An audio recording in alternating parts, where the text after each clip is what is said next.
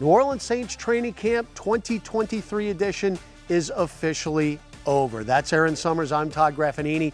It is the training camp recap show here on Your View. Well, 20-plus practices, 3 preseason games, and it comes down to today as the Saints get down to their final 53. It is a tough day for everybody, as for the first time, the Saints go from 90 men on their roster to 53 from the end of Sunday's game to today. A lot of people getting cut, getting put on the waiver wires. Here's head coach Dennis Allen.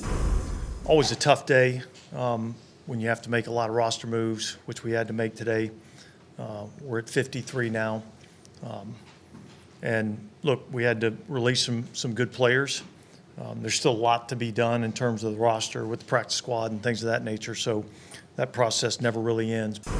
While the Saints set their initial 53-man roster today, there's going to be a lot of movement throughout the week as some of those players hit waiver wires and can be picked up by other teams. They still have to make a 16-man practice squad in the next day, so we'll see what the roster actually looks like at the end of the week. Here's head coach.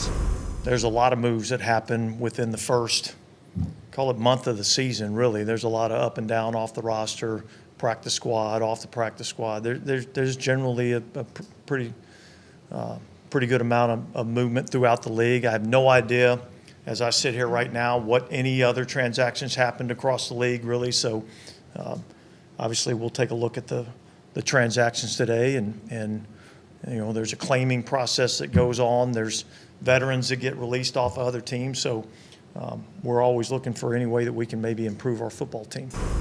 Erin, we've talked about the kicker competition since day one here on the show, and it finally came to a head today as the incumbent Will Lutz was traded to the Denver Broncos for a 7th-round pick, opening the door for rookie Blake Grupe. Kicker Will Lutz is a 7-year vet, a 2019 Pro Bowler. He has spent a lot of time here in New Orleans, really loves the community. It's going to be tough for him to part ways, but the Saints did feel like Blake Grupe earned the job, and he will be the starting kicker. Tough, real tough. You know, Will Lutz's been a good kicker for us for a while now, and so that was obviously a tough decision. Look, we felt like we had a chance to get value for a player, and we felt like we had another guy in the building that we had confidence in. So those are always challenging situations. Yeah, I mean, obviously it's a relief. It's been a long camp. It's been obviously a highly competitive camp. Going against a guy like that's done it for a while and done it at a high level. It was a relief, but that doesn't necessarily mean anything. The job's still the same. But I'm glad to be here. Glad to be here for this team, and just thankful for the opportunity. Well, Blake Grupe wasn't the only rookie specialist to land a job, as Lou Headley from the University of Miami is now the new punter for your New Orleans Saints. It was a good competition the whole camp. You know what I mean? It's been a great 3 months, and I can't thank him enough. People like him, Will Lutz, and Zach Wood were the best vets to come into a building with and learn. And he made me better, especially Blake. He's a hell of a punter, and I've got the utmost respect for Blake, and I'm sure he'll go on and have a great year somewhere else. Well, Erin, you could argue the surprise move of the day was the release of veteran cornerback Bradley Roby.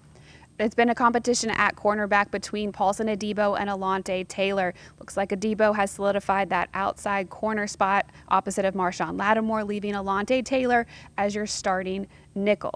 I'm extremely confident in that. He's got all the ability to be able to do it. The one thing he lacks is the experience in there, and certainly he'll gain that experience as he gets more and more playing time in there. We got a lot of time between now and the time we line up against Tennessee, so that's where a lot of his focus will be. Still have some work to do, but this is my role now. Kind of no longer having that competition with Adebo right now on the outside corner. I feel like that helps me to be able to focus just on nickel. Just focus on what my responsibility is, and no longer have to just rep the playbook. Now we can get a game plan going for the Titans, and I can figure out what my responsibility is and what my job is, and watch tape on who I'm about to face, and I think that'll get me ready. Practice started on July 26th, and here we are on cutdown day. But you could tell early on that there was a different vibe about this Saints team, and I think it started with quarterback Derek Carr. Veteran Derek Carr came in here extremely excited about the new opportunity. He had a little bit of a chip on his shoulder and wanted to prove that he could still be a top quarterback in this league, and you could feel how it just matriculated across the team. Everybody else was excited to have his leadership, have him at the helm. You know, whenever you get released somewhere, that fire, you get rejuvenated, all those kind of things, and you feel refreshed. And it's been great inside our building. Again, like I said, I wish the Raiders the best. Those are my friends. I hope they win and do great. But I'm in New Orleans now, and I'm gonna give them everything I have with a new energy and all that kind of stuff that I'm excited to bring. Number one, I think he's a team guy, and he's a relational guy, and he's a servant leader. So he leads on the field. He takes command of the offense. He's lined up. He's communicating with receivers. He knows how to put everybody in the position, and he knows how to get the ball to different guys in their strength. But also, he's a relational guy. So in the locker room, he's having FaceTime with his O-linemen. He's having FaceTime with his receivers. He's having FaceTime with his running backs. He spends time talking with the defense. Me and him talking almost every day. And so I think that's huge. While quarterback Derek Carr definitely changed the vibes at training camp, there were a lot of offensive players that also stood out. Todd, who are your offensive MVPs? Well, not to toot my own horn, Erin, but I did write about this on NewOrleansSaints.com and my key observations, and I have a 1A and a 1B. 1A is wide receiver Chris Olave, who made plays literally since the beginning of camp. His one-on-one battles during team sessions, he was just fantastic.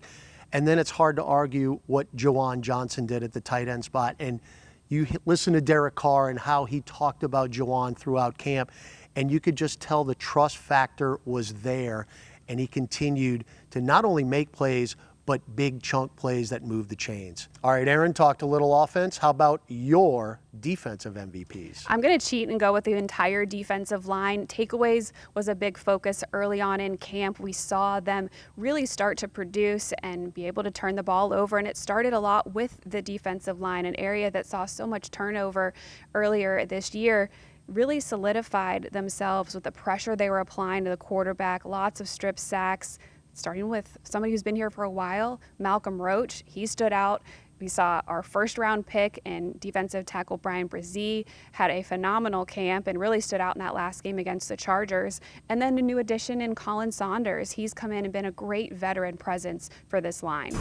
Yeah, I mean, I think a lot. I think I've learned a lot from, Coach Grantham, BY, all the older guys in the room. Just learned a lot from all those guys. So definitely been able to help me just a lot through this whole camp, just on just about every part of my game. So I always feel like I do good in camp. Now I have to bring it over. I stayed healthy during this camp, so thank you to God for that. Now it's time to bring it over to the regular season and just keep building on this success. Just keep building on this momentum we have, and just get things rolling. I want to say, get this defense together, build out this momentum, keep on creating more takeaways, keep on getting to the quarterback, and if we keep on doing that, I could see us sitting there as one of the top defenses in the league. I'm the biggest guy on the D line, and I know I'm an athlete. So if that just goes to show, all of our guys, man, we got a bunch of dancing pandas in there, and a lot of guys, quick, nimble on their feet. Well, that is going to do it. We have been really pleased to bring you these training camp shows all month long. I'd like to thank our producer, Brendan Hassett, for doing such a wonderful job, and as always, Erin Summers for being alongside. I am Todd Graffagnini. Thank you so much. Can't wait for the regular season. That's September 10th, the Saints against the Titans in the Caesars Superdome. Thank you for watching, and go Saints.